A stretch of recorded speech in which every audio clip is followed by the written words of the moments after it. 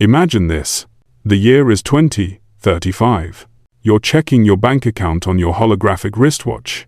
Yeah, we got those now. And your balance is fine. Great, right?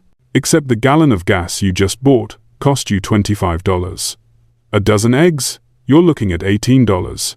That affordable health insurance plan? It now eats half your paycheck. Your money is there. It just doesn't buy anything anymore. How did we get here? Well, it started with a number. A number so big, most people's brains just shut off when they hear it. $34 trillion. That's America's national debt.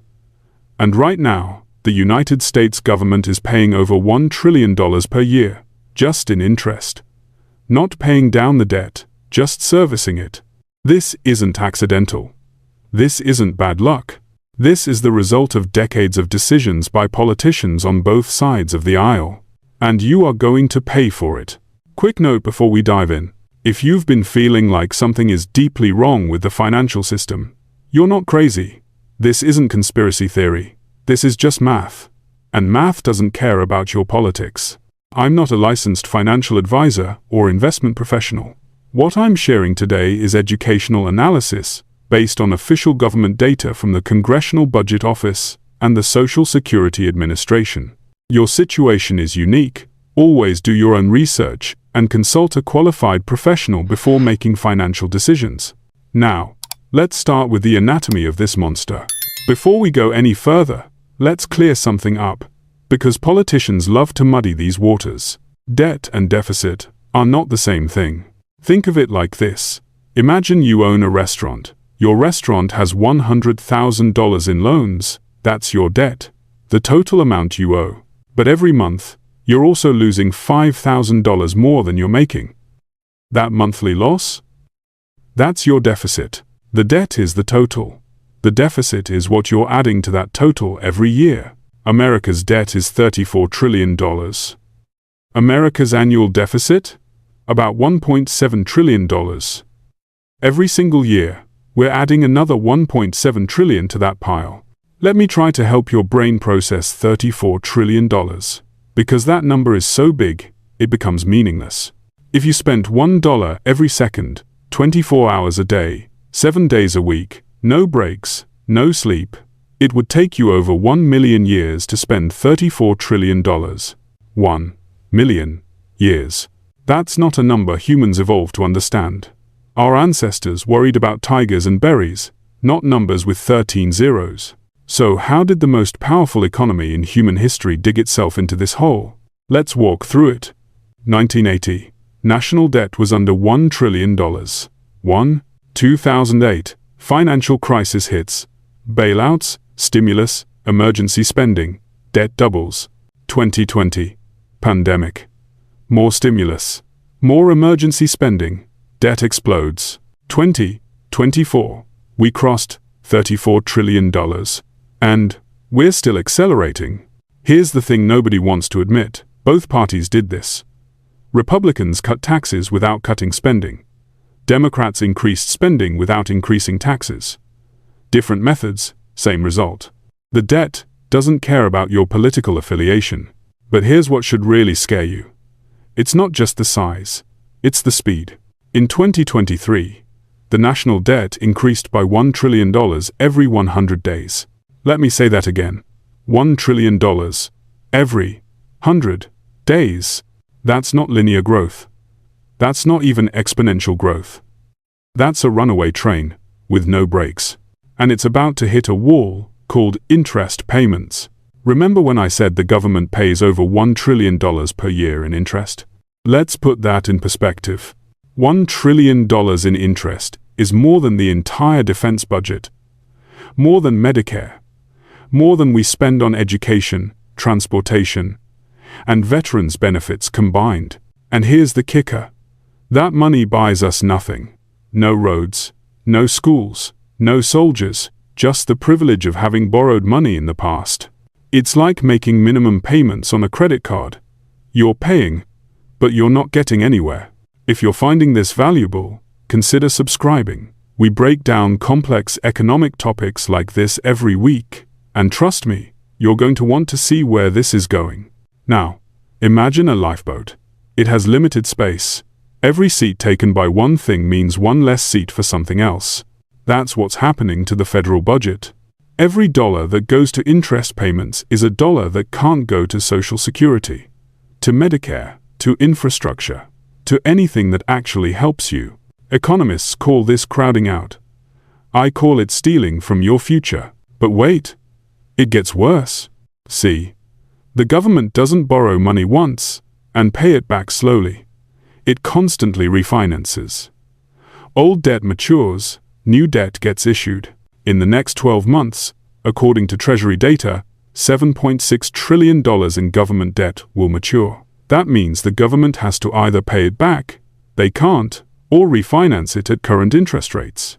And current interest rates? Much higher than when that debt was originally issued. It's like rolling your credit card balance to a new card, except the new card has a worse interest rate every time. Here's the math that keeps economists up at night. Interest costs are growing faster than tax revenue. Let me repeat that. The amount we owe in interest is increasing faster than our ability to pay. This isn't opinion. This isn't politics. This is arithmetic. And arithmetic always wins. Want to know a secret?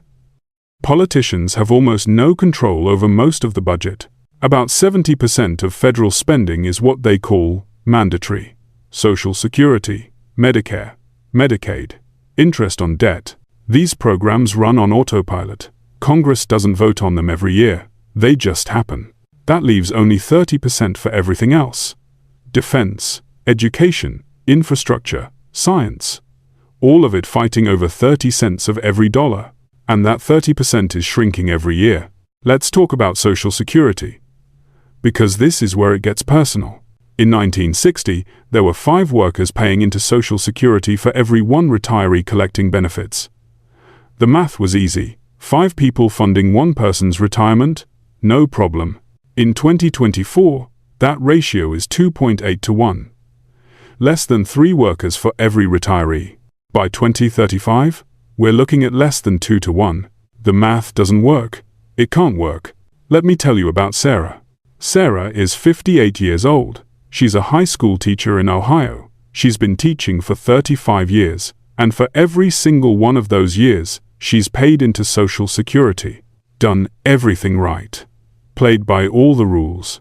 But here's Sarah's reality. By the time she retires in 2032, the Social Security Trust Fund is projected to be exhausted, according to the SSA's own trustees report. Completely empty. Her promised monthly check of $2,400? It might be $1,800. If she's lucky. Sarah isn't a statistic. She isn't a talking point. She's your neighbor. She's your mom. She's your teacher. She's you in 20 years. And Social Security isn't even the most urgent problem. The Medicare Hospital Insurance Trust Fund, the part that pays for hospital stays, is projected to be exhausted by 2031. That's not 2050. That's not someday. That's 6 years from now. Healthcare costs are growing faster than GDP, faster than wages, faster than our ability to pay. Here's the brutal truth that no politician will say out loud. These aren't political problems. They're demographic problems. Baby boomers are retiring. People are living longer. Birth rates are falling. You can't vote your way out of demographics. You can't negotiate with math. Demographics are destiny. And America's demographic destiny is expensive. Now, let's talk about why this gets worse, not better. The government needs to borrow money to cover the deficit. But borrowing money means paying interest. And paying interest increases the deficit, which means more borrowing, which means more interest. You see the problem? It's a doom loop, a self-reinforcing spiral. Each turn of the wheel makes the next turn harder. Let me bring this down to earth. Imagine you go to the grocery store. Your credit card statement shows $10,000 in debt. Your income hasn't changed, but everything in the store costs more. So you put groceries on the credit card, which increases your debt, which increases your minimum payment, which leaves you with less money for groceries, which means you put more on the card. That's the doom loop. And it's happening to America right now. But wait, you might say, the government can just print money, right? Sure. They can, and they do. But printing money doesn't create value. It just dilutes the value of money that already exists. When they print money, your savings buy less, your salary buys less, everything you've worked for buys less. Printing money is just inflation, and inflation is a hidden tax on everyone who holds dollars.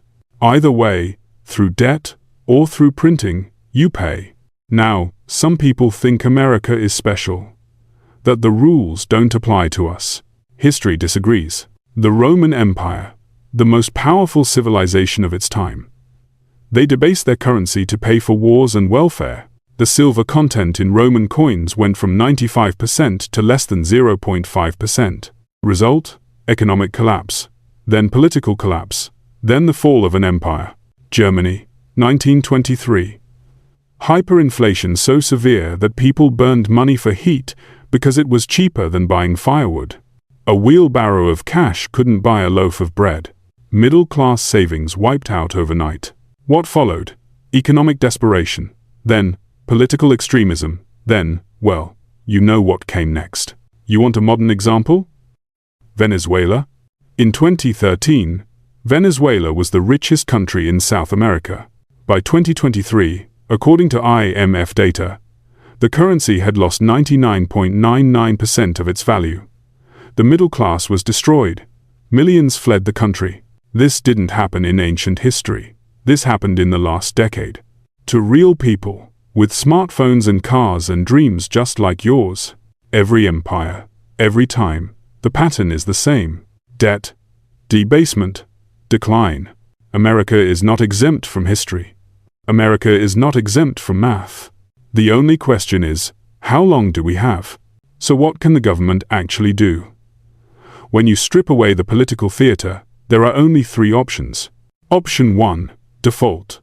Just stop paying. Tell bondholders, sorry, no money. What happens? Immediate global financial collapse. The dollar loses its status as the world's reserve currency. Credit markets freeze. The Great Depression looks like a mild recession by comparison. Probability? Low, but not zero. Option 2, austerity. Cut spending dramatically. Slash Social Security, gut Medicare, reduce the military, eliminate programs. What happens? Political suicide for whoever proposes it. Social unrest. Millions of people who planned their lives around these programs suddenly left with nothing. Probability? Also low. No politician wants to be the one holding that knife. Option 3, inflation. Print money. Devalue the debt by devaluing the currency. Let inflation quietly erode what the government owes. What happens? Your purchasing power gets destroyed slowly, invisibly. The debt shrinks in nominal terms, but your savings shrink faster. Probability? High. Because it's the path of least resistance. It's the option where nobody has to make a hard choice. It just happens. Here's the thing most people don't realize. They've already chosen. Option 3 is happening right now. That's why eggs cost more. That's why your rent went up. That's why your salary feels smaller even though the number is bigger. They won't cut your social security. They'll just make sure it buys nothing. Okay. Deep breath. I know I've painted a dark picture, but I didn't bring you here just to scare you. I brought you here to prepare you, because panic is not a strategy. Preparation is. First, let's get specific about timing, because someday doesn't help you plan. Here's the timeline, based on current government projections. 2025 to 2027. Interest payments become the single largest item in the federal budget. Larger than defense. Larger than Medicare. 2031. Medicare Hospital Insurance Trust Fund projected to be exhausted. 2034. Based on SSA projections, Social Security Trust Fund can only pay 77% of promised benefits.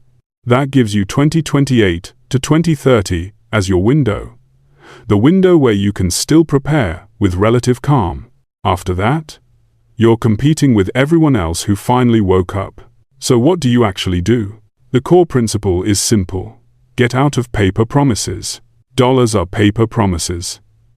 Bonds are paper promises. Your bank account is a paper promise. What you want is real assets, things that exist in the physical world. things that can't be printed or inflated away. Now, I know what some of you are thinking. I don't have money for gold and Bitcoin. Fair. Not everyone has 6 figures to move around. So here's a tiered approach. If you have $1,000 to protect, start with 3 months of essential supplies and a small gold position. Even 1 ounce is better than 0. If you have $10,000, add some Bitcoin, held in your own wallet, not on an exchange. Pay down high-interest debt. Debt is a liability in inflation. Assets are your protection. If you have $100,000 or more, diversify across real estate, commodities, and hard assets. Consider productive land. Consider assets that generate income regardless of currency value. The principle is the same at every level. Exit paper promises. Enter real things. A quick word of caution here. All investments carry risk. Gold and Bitcoin prices can be volatile. They can go down as well as up. Real estate can be illiquid. You may not be able to sell quickly when you need to. What works for one person may not work for another. These are frameworks to consider, not guarantees. If you're making major financial moves, talk to a qualified professional first. Remember Sarah, the teacher from Ohio? Sarah can't change the system. She can't fix Social Security. She can't vote away the debt. But she can change her preparation. She can take what she has and position it wisely. She can stop trusting paper promises and start building real security. And so can you. You can't control the national debt. You can't control politicians. You can't control the Fed. But you can control your response. You can educate yourself, which you're doing right now. You can position your assets, which you can start doing today. You can prepare your family, which is the most important thing of all. The debt bomb is ticking. Now you know how long you have. Now you know what to do. If this video helped you understand what's coming, share it with someone who needs to hear it. Subscribe for more economic breakdowns. We're going to keep pulling back the curtain on what the financial system doesn't want you to see. And remember, don't let the debt bite.